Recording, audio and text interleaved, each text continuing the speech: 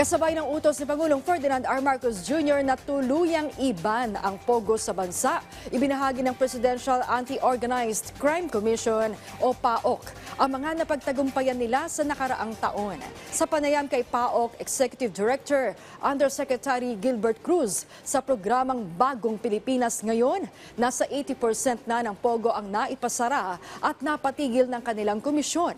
Patuloy din nilang tinututukan ng mga guerrilla operation o small-scale pogo, partikular sa Visayas at Mindanao.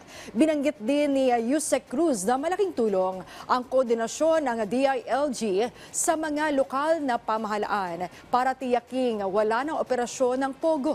Ayon pa sa PAOK, nakapagpaalis na rin sila ng humigit kumulang 27,000 pogo worker, katuwang ang Bureau of Immigration. Maganda kasi ngayon dahil katuwang na natin yung DILG at maganda yung coordination namin ni Secretary John B. Cremulya.